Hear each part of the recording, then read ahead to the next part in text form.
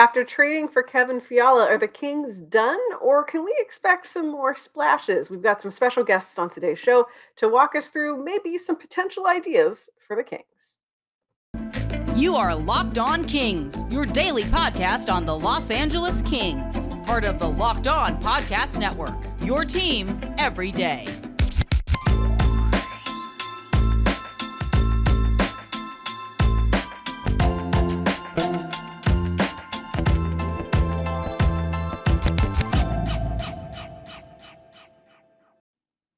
Hey, Kings fans, happy Friday. You're listening to Locked On Los Angeles Kings, part of the Locked On Podcast Network. My name is Sarah, your host for now of the show, joining you to talk about what's next for the Kings. So obviously, earlier in the week, Rob Blake decided that he was just going to start getting stuff done and traded for the rights to Kevin Fiala, who he then immediately signed to a long-term extension. So the Kings now have a scoring winger, an exciting player who may have, there's always some defensive issues maybe with some players that you want to think about, but Kevin Fiala, I think, is going to be set up for success with the Kings, and he's clearly someone that this team, this organization believes in.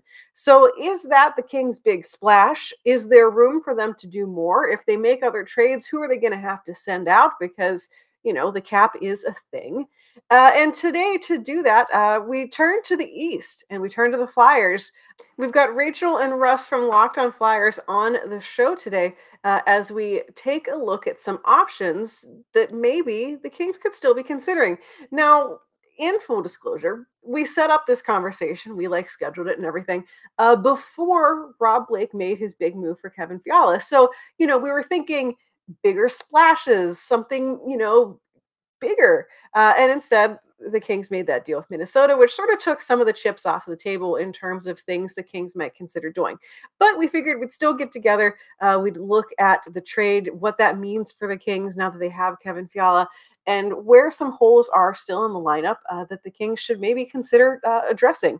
We also take a look at goaltending, because that's all anyone who looks at the Kings wants to know about is, what's up with the goaltending. So that is today's show, taking a look at the Kings trade situation and what deals, if any, we could possibly make with the Philadelphia Flyers. All right. We are so thrilled to welcome to the show Sarah Avampado, who is the host of Locked On LA Kings for at least the next little bit, but definitely one of the best on the network and LA Kings expert here. So we wanted to bring her onto the show to talk about potential trade options with the Flyers. But first off, there was a huge wrench put into potentially some of those possibilities when, lo and behold, the LA Kings made a deal with the Minnesota Wild for Kevin Fiala. So what is the hot take on that deal in terms of what the trade was and then the contract that he signed? So it's one of those rare times where I feel like Kings fans are all pretty much on the same page. That doesn't happen very often, because there's always a group of people who are mad about it. And there's always going to be someone who's mad about this anyway. But for the most part, the reaction in the fan base, within the media, from the guys on the team, is that they're pretty excited about this. The Kings have been looking to add scoring. That's always been one of their biggest problems. They have lots of guys who like to shoot the puck and a lot of guys who can't finish. And Kevin Fiala, particularly in this past season when he sort of broke out with the Wild, showed that he can be that guy. And so it's a move that instantly makes the team better. Like any long-term contract, could it be iffy in the later years? Maybe, particularly if he, doesn't pan out, if he continues to be kind of streaky. I know it took him sort of a while to get established in his career. It's just been the past couple of seasons that he's really started to break out with the Wild. So, is the Kevin Fiala that scored 33 goals last year, is that who he's going to be in the future? The Kings are banking on that. It's one of those deals where if it gets the Kings into a better playoff race, if it gets them another Stanley Cup in a couple years, no one's going to, people are always going to complain about something, but it's a move you're not going to complain about because it makes the team a lot better. And it's one of those trades that whenever the opposing team or whenever fans of other teams are like, wait, that's all they gave up, it was a good deal. Kings gave up their first-round pick and a pretty highly rated defensive prospect, but they have a ton of those. And so if that's the price you pay to get a guy like Kevin Fiala, you do it. Well, I'm going to play the other end for a minute just to tell you that they don't have a ton of Brock Favors. He's really highly thought of, and actually, when I went to World Junior Camp this past year before the tournament was supposed to start and then didn't finish, he was their second best defenseman behind Jake Sanderson. He has even gotten better than I thought he would get. His speed, the way he can play a lot of different roles. This guy could play like a 2, a 3, or a 4. So they don't grow on trees like that. And Minnesota is going to lose Dumba at some point. And so, that fits for them. Now, it's fair to say LA always has a cupboard full of defensemen because of like Mark Yannetti. Yes. And I've chatted with him about that many times. So that's fair. And the 19th overall pick is going to give him a pretty good pick too. This is a good trade for LA. It's just, he's not going to be an 85-point guy every year. Right. Like he's probably a 65-point guy. And that's fine. I think once he broke away, Fiala, I've always been high on Fiala. Really liked him in his draft year. I think once he broke away from Nashville, that was a big thing because he's not going to be a responsible two-way guy. Like that's just not his game. He'll do his best, but he don't expect much on the away from the puck stuff. But as far as scoring, he could score. Yeah, and I think like putting him. I think that the plan right now, it seems like, is he's going to play with Anze Kopitar. Yeah, who I don't care if you're playing with Anze Kopitar, I don't care if you're bad defensively because you have one of the best defensive centers in the league. So it's one of those. Yeah, he's got your back. Yeah, exactly. We've got more trade ideas coming up next, but first, BetOnline.net is your #1 source for all of your betting needs and sports information. You can find all the latest sports developments, league reviews, and news, including stuff on this year's now completed playoffs. You can get Major League Baseball news. I'm sure that if you're like getting ready for football season, they've got you covered there. BetOnline is, of course, your continued source for all of your sport wagering information, including live betting, esports, and scores. And of course, BetOnline.net remains the best spot for all of your sports scores, podcasts, and news this season. BetOnline.net is the fastest and easiest way to check in on all your favorite sports and events, including MMA, boxing, and golf. Whatever it is, you can dream it, you can be it on BetOnline.net. So head to the website today or use your mobile device to learn more about the trends and the action. BetOnline, it's where the game starts. I will say that, obviously prior to that deal, Brock Faber was somebody on my radar as somebody that could be potentially in a deal with the Flyers. Obviously, he went to Minnesota, where he's from, and played there. So, but I'm thinking Chuck Fletcher, Minnesota boy, that's a carrot he would go for. So I think that, obviously with all his potential that Russ just talked about, as well as him being a Minnesota boy, I thought he would have been a good fit for the Flyers. Yeah.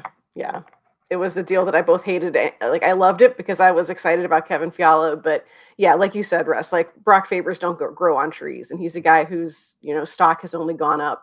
But knowing that he, I feel like there's always the fear with any free agent or with any college player of, is he going to get to the end of his eligibility and choose not to sign?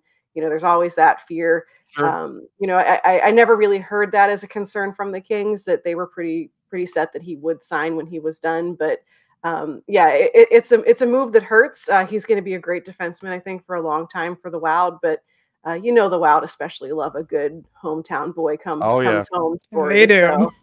So. And the Kings have Brant Clark, so they'll be okay with that.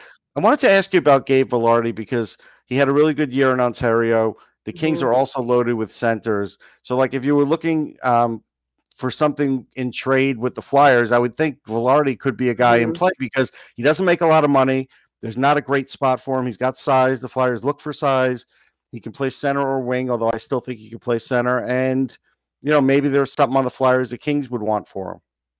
Yeah, I think Gabe Vilardi it's one of those ones where, again, like, it kind of hurts to say, like, this guy's expendable at this point. But the truth of the matter is he has been kind of passed up in the depth chart. I think he's a player that still has a lot of potential, and I think needs the right coaching staff slash mentorship slash whatever to really unlock that. And for whatever reason, he hasn't necessarily been a good fit with the Kings.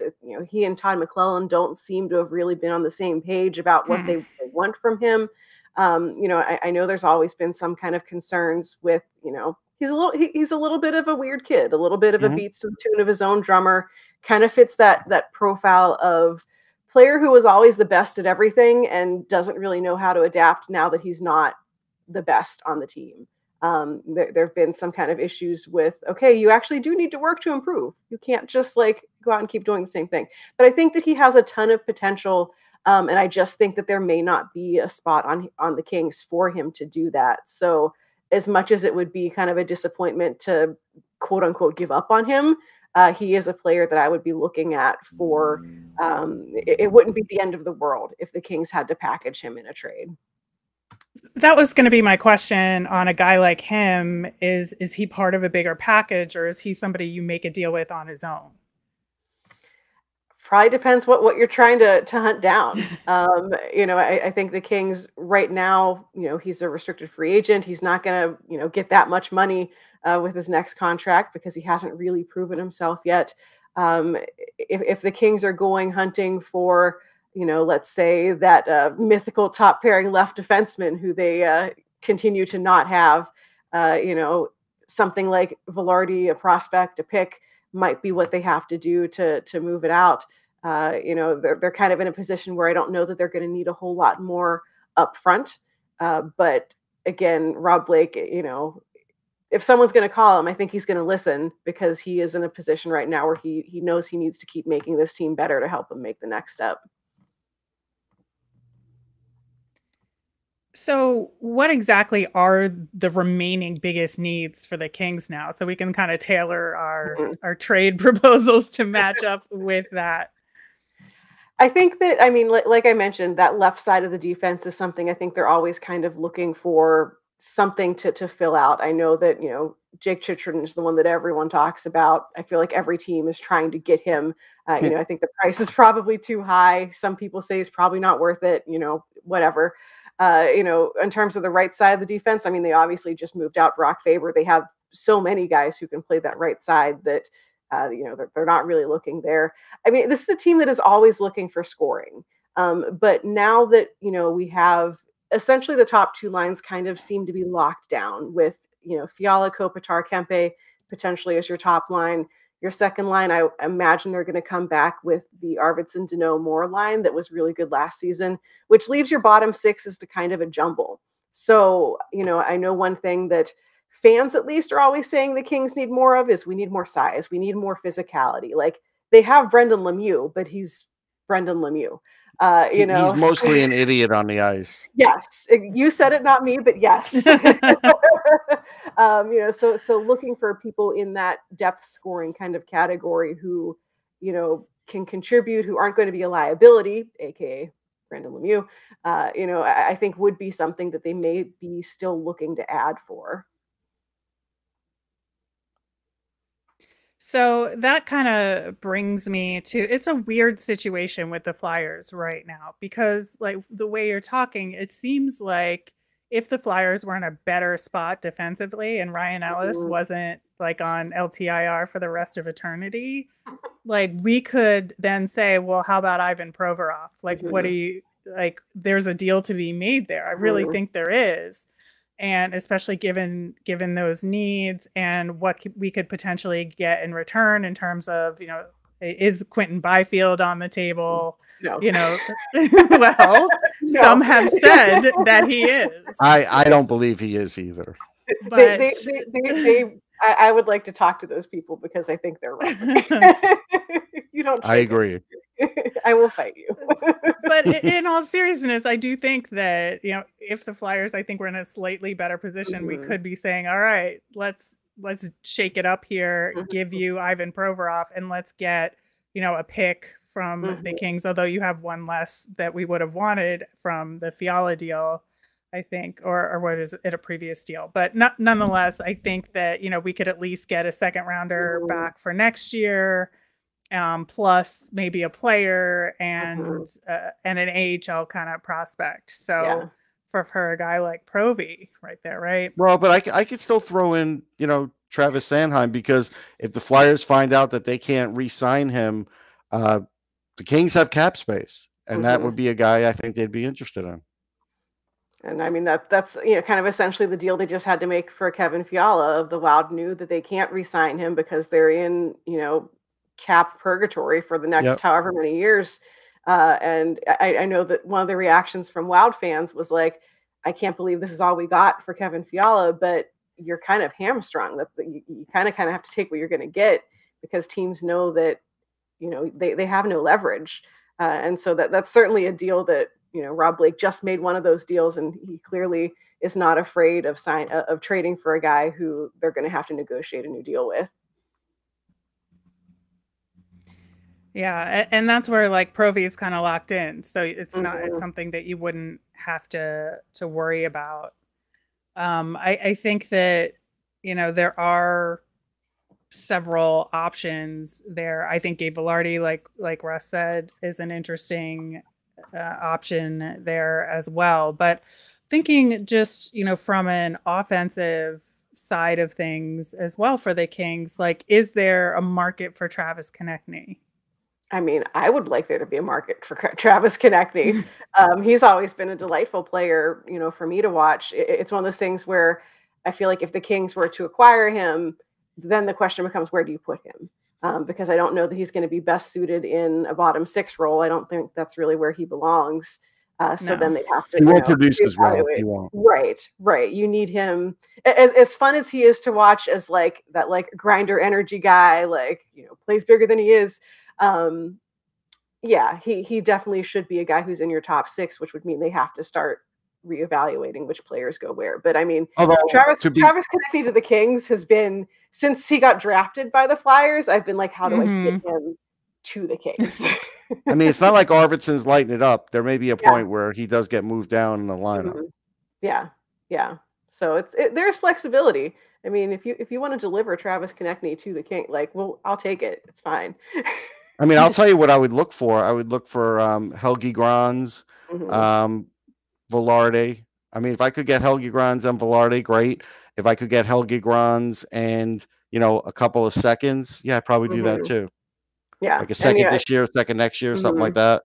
Yeah, and I mean that's kind of similar to when they moved out Brock Faber, of looking at that side of the defense, going, we have a lot of these guys. I know people are really excited about Grans as a player, and it's going to take him a little while. Still, he's still very young, but is a promising defenseman. Looked fine in his first year in the AHL, and so it's one of those ones where it would hurt, but if the caliber of player you're getting is a proven player like a Travis Konecny, do you say no?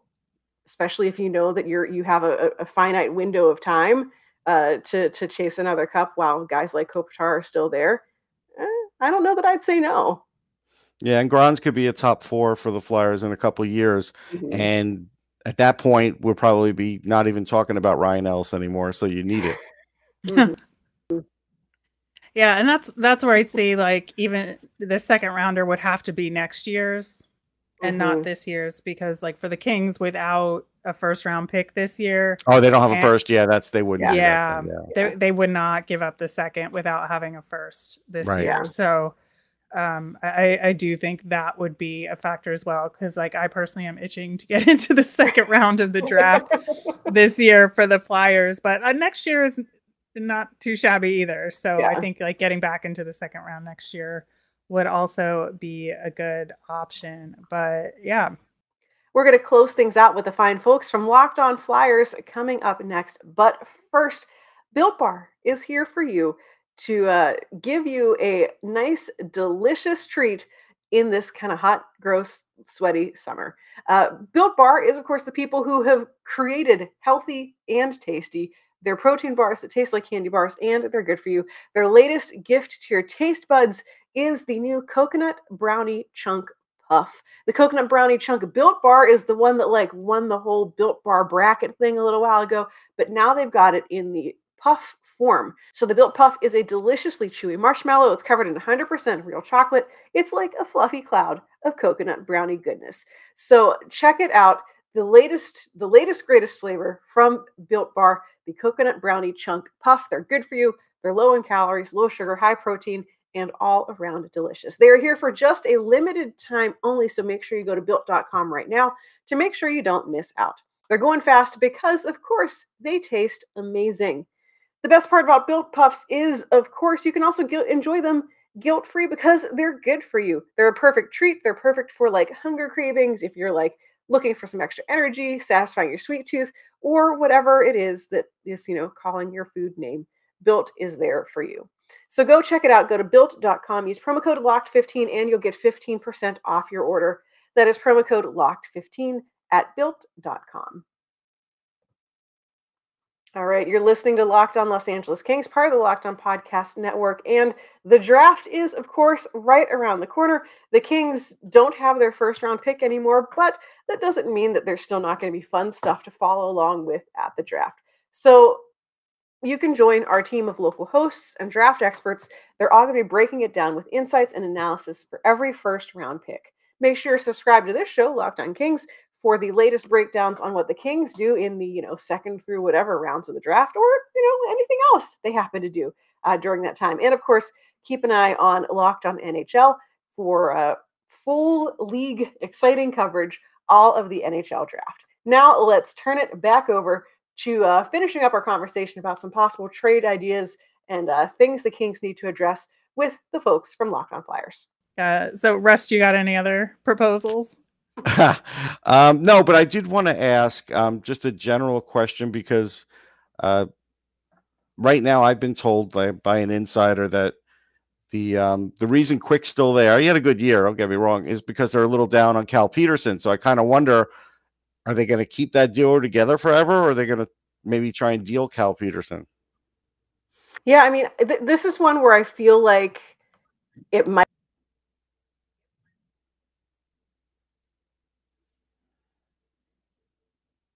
You don't want to, wait and see what happens. But I do agree that there is that concern within the organization of, everyone was prepared for Jonathan Quick to go off into the sunset and Cal Petersen to rise up and take over as starter. And he just did not have it last year. And, I think we all know goalies are very weird, cerebral creatures, and just the slightest thing can suddenly have a terrible year and then you bounce back. And I think the Kings have done historically a good job working with goalies. And so my hope is, I'm sure the organization's hope is, that Cal Petersen becomes who they invested in and who they thought he was going to be. But yeah, it has thrown a huge wrench, I think, into their plans of here's our new starter, because he hasn't really claimed that. So I think that it would be, and I think they would maybe listen to offers, but I think they all know that, Jonathan Quick is not going to continue to play at the same, that level that he did last year. Like, he's going to go back downhill. And there's really no one in the system behind him that I think is ready for the NHL yet. So it's a move where if they're sending out Cal Petersen, they're going to need to get back a goaltender who can play and who they're going to have confidence in. So, not the guy who's like, oh, well, you maybe stopped a puck. Right. Well, it's interesting because, it's a pretty expensive contract and it's got a no move. So they would have to get him to waive that. That is definitely, I would say, the stickiest situation that the Kings have going on this off season. So definitely worth keeping an eye on that. And it seems like they're in a really good position from a UFA standpoint too, that there's nobody. They're desperate to get re-signed, that if they walked, they could live. Right. Yeah. It looks, most of the guys who are UFAs, I'm like, all right, goodbye. If they brought Alex Edler back on a 1-year deal, I think Edler did a lot better than anyone expected from him. And to have him as a mentor for the young guys, especially they have a lot of young Swedish kids. I don't think anyone would object to him coming back to be that 6'7" defenseman. But, even if that one doesn't happen, you know what I figured, though? One of my other questions is, I think they could bring in Justin Braun and just plug him in. He knows the West. Yeah. They need that kind of guy. He'd be cheap. And I think, they could do that. I think that would help them. The other question that I had for you is, so now that Fiala signed, is that, you think, kill the hunger for Philip Forsberg that we were hearing about? I mean, if there's a deal there, I'm sure that Rob Blake is still working the phone to try to see if he can make something happen. They'd have to move money back out, which I think would be the harder part of, okay, sure, you just signed, you signed Fiala to $7.8 some million a year. Forsberg's going to get at least 8, no matter where he goes, probably more. I know the latest rumors out of Nashville were in the 8s for him. So only you're because they have a tax break there. So true. in LA, it's going to be more. Yeah, exactly. So, I think that if you can get Philip Forsberg, amazing. But that's kind of when you start getting into, not everyone can be Las Vegas and play cap gymnastics like 24/7. Because all they would have to do is trade a pick for the rights, because I don't think Nashville is going to be able to retain them. And you could do that. I was just curious, but I see your point too. Yeah, I mean, unfortunately, the cap is real, no matter how much teams like Vegas and Tampa want us to not think it's real. So, is it possible? Yes, but they'd have to really start looking at, okay, are we moving out Adrian Kempe? Are we moving out Alex Iafallo? How do we afford him, knowing that it's going to be a long-term deal for Forsberg? He's not going to sign somewhere just for 1 year for fun. Right. Well, speaking of that, it's always fun to mention in a conversation about the LA Kings that the Kings are still paying out on the Mike Richards contract. They are. To this day. They are. And for several more years to come. My friends and I have a calendar invite in all of our calendars for whatever it is, 2032 or something, that they stopped paying him. And it's the happy Mike Richards isn't getting paid by the Kings anymore day. We're all going to, no matter what part of the world we have all dispersed to, we're probably all just going to get together, have some champagne. Maybe we'll go up to Kenora and actually find Mike Richards and toast him. Yeah. God bless Mike Richards. All right. Sarah, thank you so much for joining us. This has been a ton of fun. And where can people find you out there? So you can find me on Twitter at Right Said Sarah. It's WRITE said Sarah with an H. Locked on Kings is at Locked on LA Kings on Twitter, where I still will be providing, bizarre Twitter updates like, does Kevin Fiala have a dog? Which is really the important question to ask about any new player. And of course, available on YouTube or wherever you get your podcasts. All right. Thanks so much. Thank you. That is it for all of us today. Thank you so much for listening. Make sure you go check out Locked On Flyers wherever you get your podcasts as well. Go give them some love. You can find this show, obviously, wherever you get your podcasts. Make sure you're subscribing to the show, getting notifications. Find us on YouTube, so subscribe over there. And, of course, keep coming back as we continue our Kings coverage through the draft, through the offseason, free agency, and all that other great stuff. Until next time, this has been Locked On Los Angeles Kings, part of the Locked On Podcast Network, your team every day.